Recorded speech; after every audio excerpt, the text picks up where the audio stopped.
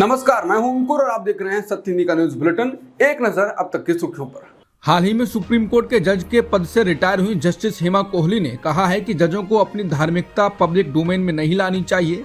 एक इंटरव्यू में जस्टिस कोहली ने कहा कि जजों को अपनी धार्मिकता को सार्वजनिक डोमेन में नहीं लाना चाहिए, उन्हें संविधान पर फोकस रहना चाहिए जो कि उनका धर्म है, और फाउंडिंग आइडियल्स पर ध्यान केंद्रित रखना चाहिए। जब उनसे पूछा गया कि हमारा संविधान socialist, democratic, secular, Republic nation पर बोलता है, आप जजों को पब्लिक डोमेन में धार्मिक कामों में शामिल होने को कैसे देखते हैं और ऐसे मंच पर न्यायपालिका और कार्यपालिका का मेल कैसे देखती हैं? इसके जवाब में जस्टिस हेमा कोहली ने कहा कि मैं अपने लिए बोलूंगी क्योंकि प्रश्न मेरी ओर डायरेक्टेड है। सख्ती से कहूं तो जजों को पब्लिक डोमेन में धार्मिकता को अपनी आस्तीन पर नहीं पहनना चाहिए। धार्मिकता, धर्म या आस्था, मेरा दृढ़ विश्वास है कि हमें इन्हें सार्वजनिक डोमेन में नहीं लाना चाहिए, ये चार दीवारी के भीतर ही रहना चाहिए।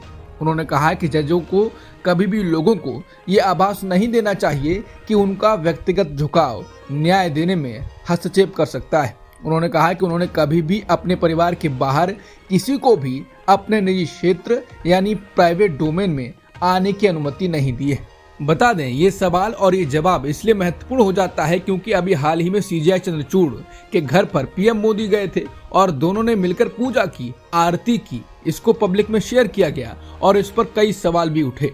पत्रकार मुकेश कुमार का जस्टिस हेमा कोहली के जवाब पर कहना है कि चीफ जस्टिस डीवाई चंद्रचूड़ को आईना दिखा रही हैं जस्टिस कोहली, बता रही हैं क्यों जजों को अपनी धार्मिकता का प्रदर्शन नहीं करना चाहिए। अभी तक चंद्रचूड़ ने बताया नहीं है कि मोदी को उन्होंने क्यों बुलाया या क्या वो बिन बुलाए आए थे। ये भी कि वीडियो वायरल किए जाने पर वो कैसा महसूस कर रहे हैं। हाल ही में कर्नाटक हाईकोर्ट में सुनवाई के दौरान जस्टिस वेद व्यासाचार्य शीशानंद ने बेंगलुरु के एक मुस्लिम आबादी वाले इलाके को पाकिस्तान बता दिया।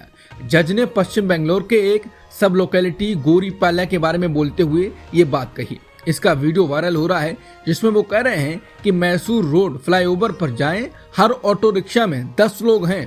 ये लागू नहीं है क्योंकि गोरीपाल्या से बाजार की ओर जा रहा मैसूर फ्लाईओवर भारत में नहीं बल्कि पाकिस्तान में है। ये सच्चाई है। चाहे आप वहाँ कितना भी सख्त पुलिस अधिकारी क्यों ना रख लें, उन्हें वहाँ पीटा ही जाएगा। जस्टिस शीशानंद का यह वीडियो वायरल हो रहा है और इसने आक्रोश पैदा कर दिया है। लोग आलोचना कर रहे हैं और सवाल उठा रहे हैं कि संवैधानिक पद पर बैठा व्यक्ति इस तरह की टिप्पणी कैसे कर सकता है। हरियाणा चुनाव के लिए कांग्रेस के बाद अब बीजेपी ने भी अपना घोषणा पत्र जारी कर दिया है। पार्टी ने इसे संकल्प पत्र नाम दिया है। इसमें बीजेपी ने हरियाणा की जनता से 20 वादे किए हैं। घोषणा पत्र में कहा गया है कि बीजेपी हरियाणा में अगर आती है तो वो हर महीने महिलाओं को लाडो लक्ष्मी योजना के तहत 2100 रुपए देगी। इसी के साथ सरकार 24 फसलों की घोषित एमएसपी पर खरीदेगी। हर हरियाणवी अग्निवीर को सरकारी नौकरी की गारंटी दी जाएगी। बीजेपी ने अपने संकल्प पत्र में 20 वादे किए हैं। इस अवसर पर बीजेपी के राष्ट्रीय अध्यक्ष जेपी नड्डा भी मौजूद रहे। इस दौरान सूबे के मुख्यमंत्री नायब सिंह सैनी ने कहा, यह घोषणा पत्र चुनावी नहीं है। केंद्र सरकार में वन नेशन वन इलेक्शन की रिपोर्ट पर अपनी मोहर लगा दी है। बुधवार को केंद्रीय कैबिनेट ने इस पर बनाई गई एक उच्च स्तरीय कमेटी की सिफारिशों को अपनी मंजूरी दे दी है। अब केंद्र सरकार के इस फैसले पर दिल्ली के पूर्व मुख्यमंत्री अरविंद केजरीवाल बोले हैं। केजरीवाल ने वन नेशन वन इलेक्शन को बीजेपी का जुमला बताते हुए कहा कि देश में वन नेशन वन एजुकेशन होनी चाहिए ताकि जो शिक्षा करोड़पति बच्चों को मिलती है वही आम आदमी को भी मिल सके। देश में वन नेशन वन इलाज होना चाहिए। दिल्ली के पूर्व मुख्यमंत्री केजरीवाल ने कहा कि मैं कहता हूं कि हर महीने चुनाव होने चाहिए क्योंकि जब चुनाव होता है उसी वक्त नेता जनता के काबू में रहते हैं और उनका काम करते हैं। देश में वन नेशन वन इलेक्शन को लेकर चर्चा और तेज हो गई है। केंद्र की मोदी सरकार ने रामनाथ कोविंद वाली कमेटी के सभी प्रस्तावों को मंजूरी दे दी है। ऐसे में अब वन नेशन वन इलेक्शन को लेकर बिल लाने की तैयारी है, लेकिन ये इतना आसान है नहीं। असल में अभी एक लंबा रास्ता तय होना है। इसमें सभी को साथ लेकर चलने की जरूरत तो है ही, इसके ऊपर संविधान में संशोधन भी करना होगा। असल में सबसे पहले सरकार को अपने बिल को 2 सदनों में पारित करवाने की जरूरत होगी। दोनों लोकसभा और राज्यसभा में 2/3 बहुमत के साथ बिल को पारित करवाना होगा। इसके ऊपर इसमें क्योंकि सभी राज्यों को भी भागीदारी रहने वाली है, ऐसे में 15 राज्यों की विधानसभाओं की मंजूरी भी जरूरी होने वाली है। जानकार मानते हैं कि बिल को दोनों सदनों में पारित करवाने के बाद भी संविधान में संशोधन का काम रह जाएगा। कुल 18 संशोधन करने पड़ सकते हैं, तब जाकर एक फ्रेमवर्क तैयार होगा जिसके तहत देश में एक देश एक चुनाव करवाया जा सकता है। बुधवार को जम्मू कश्मीर में पहले चरण का मतदान हुआ। इस दौरान लोग बड़ी संख्या में मतदान केंद्रों पर वोट डालने पहुंचे। बुधवार को पहले चरण के मतदान में राज्य की 90 विधानसभा सीटों में से 24 सीटों के लिए वोटिंग हुई।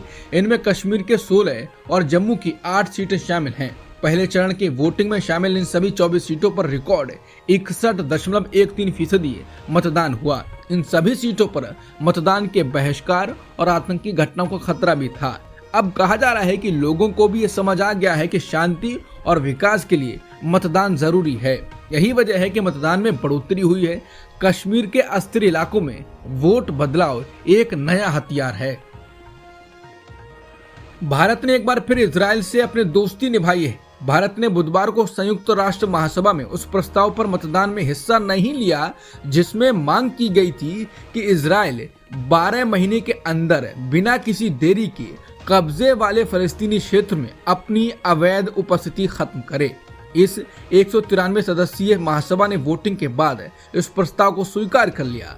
प्रस्ताव के पक्ष में 124 देशों ने वोटिंग की। इसमें 14 ने विरोध में मतदान किया और भारत समेत 43 देशों ने इसमें हिस्सा नहीं लिया। प्रस्ताव में इजराइल की कड़ी निंदा की गई और इस बात पर जोर दिया गया कि इस तरह के उल्लंघन क्षेत्रीय और अंतर्राष्ट्रीय शांति और सुरक्षा को गंभीर रूप से खतरा पहुंचाते हैं। बिहार के नवादा जिले में जमीन विवाद को लेकर दबंगों ने दलित बस्ती में आग लगा दी। गांव के लोगों का दावा है कि करीब 80 घर इस आग में जलकर खाक हो गए।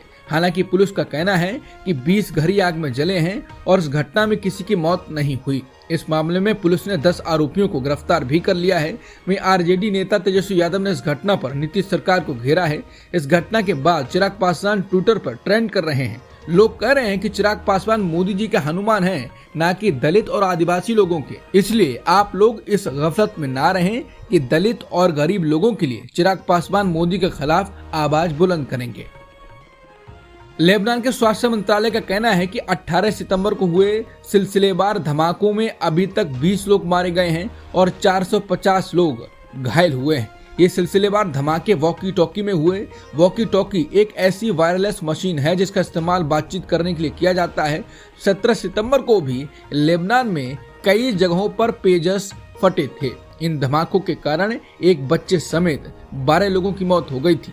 जिन वॉकी टॉकी डिवाइस में धमाके हुए उनका इस्तेमाल हिजबुल्लाह कर रहा था। ये धमाके लेबनान की राजधानी बैरूत, बेका घाटी और दक्षिणी लेबनान में हुए हैं।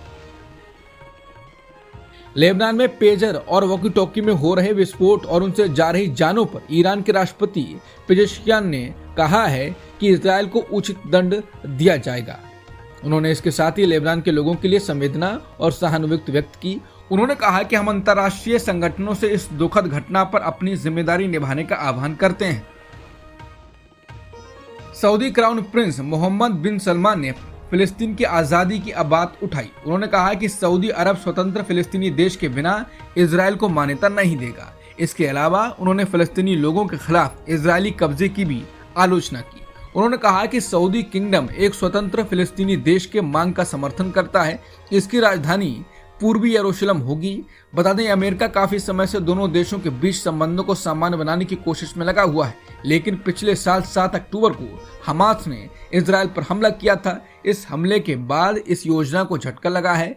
इजरायल के करीब जाना सऊदी अरब की पॉलिसी में बड़े बदलाव के तौर पर देखा गया था। अब तक की सुर्खियों में इतना ही। बाकी खबरों के लिए बने रहिए सत्यहिंदी.com के साथ।